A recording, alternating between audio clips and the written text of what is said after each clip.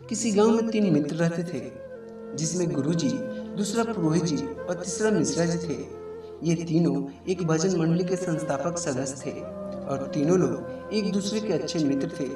जहाँ कहीं भी भजन कीर्तन और जागरण होता था, तो लोग इन्हीं के भजन मंडली का प्रोग्राम रखते थे तथा तीनों मित्र अपने भजन मंडली के माध्यम से भजन कीर्तन और जागरण करते थे। इसी बीच गुरुजी किसी काम के सिलसिले में 3 महीने के लिए गांव से बाहर गए थे और काम होने के बाद आज वो वापस अपने घर लौटे थे। और जब शाम हुई तो गुरुजी अपनी मंडली के सदस्यों से मिलने चल पड़े और फिर उन्हें पता लगा कि उनके बीच पुरोहित जी नहीं थे। पुरोहित जी को न पाकर गुरुजी चिंतित हो उठे और उन्होंने मिश्रा जी से पुरोहित जी के विषय में पूछा।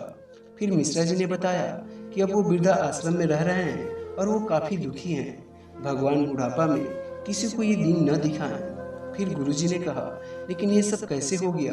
उनकी पत्नी कहाँ चली गई? फिर मिश्रा जी ने बोला, पूरी कहानी तो उनके मौत के बाद ही शुरू हुई। पिछले महीने उनकी पत्नी का देहांत हो गया और उसके बाद वो एकदम टूट गए। अब वो किसी से कुछ भी नहीं बोलते हैं। बहुत दिन से वो नहीं आ रहे थे, तो उनका हालचाल जानने के लिए मैं उनके घर गया तो पता चला कि उनका फ्लैट बिक चुका है और वो अब वृद्धा आश्रम में रहते हैं।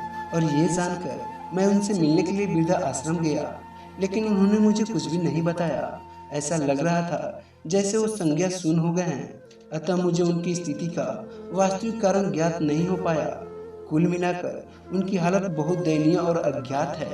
और ये सब जानकर गुरुजी बहुत दुखी हुए और कल जाकर उनसे मिलने का निर्णय किया।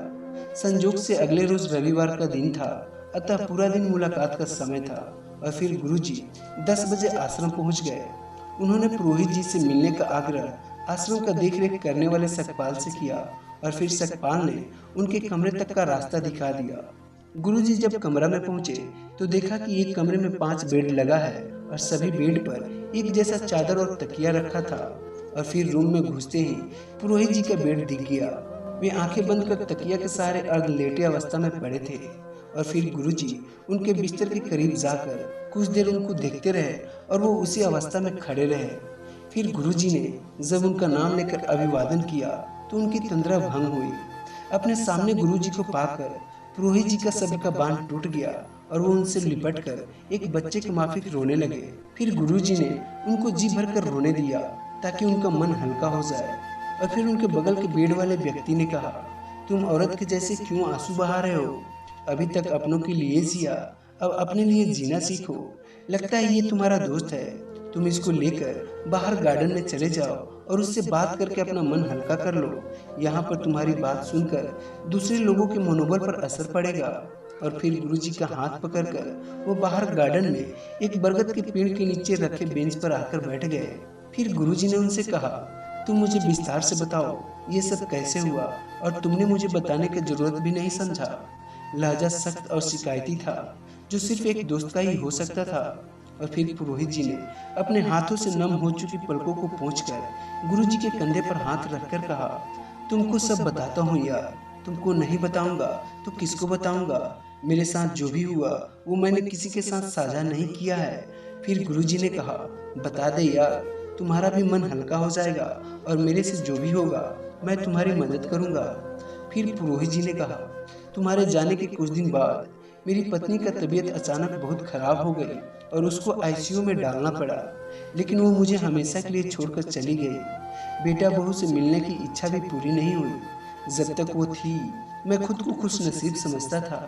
बेटा और बहू अमेरिका में सेटल हैं। अपना भी रिटायरमेंट के बाद पेंशन इतना मिल जाता है कि कोई कठिनाई नहीं थी। और फिर एक दिन बेटा और बहू अमेरिका से वापस आए और उसके क्रियाक्रम तक रुक गए। इस बीच उनका व्यवहार बहुत ही अच्छा था। उन लोगों ने मुझे इस बात के लिए मना लिया कि मैं भी उनके साथ अमेरिका चलकर रहूं। पासपोर्ट तो पहले से ही बना हुआ था। फिर बेटे ने वीजा भी निकलवा दिया। फिर फ्लैट को यह कहकर बिचवा दिया कि जब यहाँ रहना ही नहीं है तो यह फ्लैट किस काम का। मैं तो अपनी पत्नी के गम में अपनी सुध-बुध में नहीं था। फिर बेटा ने जो भी कहा मैं करता गया।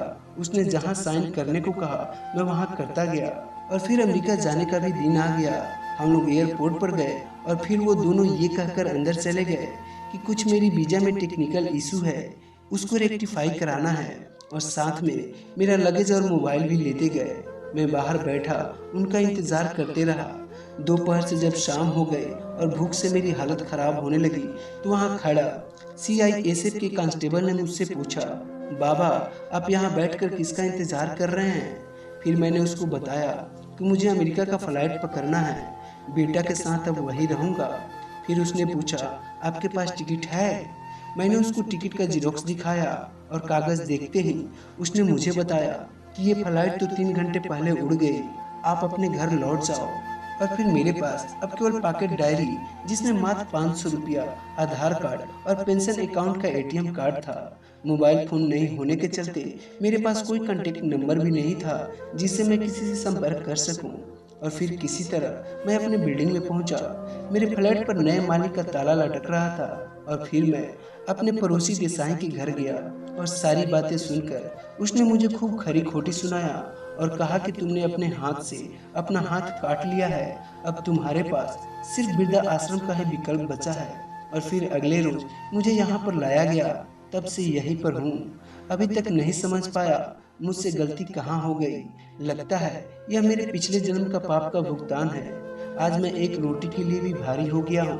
और फिर गुरुजी ने सांत्वना देते हुए कहा, भाई देखो, मनुष्य के जीवन में 4 प्रकार की रोटी मिलती है और इंसान को उन सबका सम्मान करना चाहिए और आभारी होना चाहिए। फिर पुरोहित जी ने बोला, मैं समझा नहीं। फिर गुरुजी बोले कि मॉर्निंग वॉक से लौटते समय हनुमान जी के मंदिर में माथा टेककर मैं हमेशा कहता था कि भगवान मेरे ऊपर इतना कृपा करना कि मुझे तीसरी रोटी से कभी वंचित मत होना पड़े। और तुम हमेशा पूछते थे कि क्या तुम्हारी बहू तुमको 3 रोटी ही खाने को देती है, और मैं हर बार उस बात को टाल देता था। आज मैं तुमको उस प्रार्थना का मतलब बताता हूँ। पहली रोटी माँ के हाथ की होती है जिसमें ममता भरी होती है, खाने से पेट भर जाता है लेकिन मन नहीं भरता। दूसरी रोटी बीबी के हाथ का होता है जिसमें परस्पर प्रेम और समर्पण होता है, उससे भी पेट भरता है और मन भी तृप्त होता है। और तीसरी रोटी बहू के हाथ की होती है जिसमें कर्तव्य का भाव होता है और उसमें भी स्वाद होता है और पेट भी भरता है। और चौथी रोटी नौकरानी के हाथ का होता है जिसमें प्यार और अपनापन का भाव नहीं रहता तथा स्वाद का भरोसा भी नहीं रहता। अतः हर किसी को माँ की पूजा और आदर करना चाहिए, बीवी को प्यार और इज्जत देनी चाहिए, बहू को बेटी समझो और उसको सम्मान दो। यदि नसीब से नौकरानी के हाथ की रोटी खाने की नौबत आ जाए तो स्वाद की अपेक्षा मत रखो, केवल जीने भर खाओ ताकि बुढ़ापा आराम से कट सके। और फिर गुरुजी ने अपना फोन उनको दे दिया और उसमें से अपना आधार कार्ड लिंक सिम निकाल लिया। और फिर गुरुजी ने कहा, तुम अब यहाँ पर ही खुश रहना सीखो। मैं और अपने भजन मंडली के मित्रगण तुमसे समय समय पर मिलते आते रहेंगे। तुम यहाँ के लोगों को ही अपने परिवार की तरह अपना लो ताकि आगे का यात्रा आसान रहेगी। जो बीत गई वो बात गई, उनको छोड़कर आगे की यात्रा आनंदमय बनाने का प्रयास करो। तुमको इतना पेंशन तो मिलता ही है कि तुमको किसी प्रकार की तंगी अकेली जान को तो नहीं होने वाली। और फिर पुरोहित जी ने मुस्कुराकर कहा, तुम्हारी बातों से मुझे बहुत राहत मिली। मैं भी ईश्वर से प्रार्थना करूंगा कि तुम्हारी तीसरी रोटी आजीवन बनी रहे।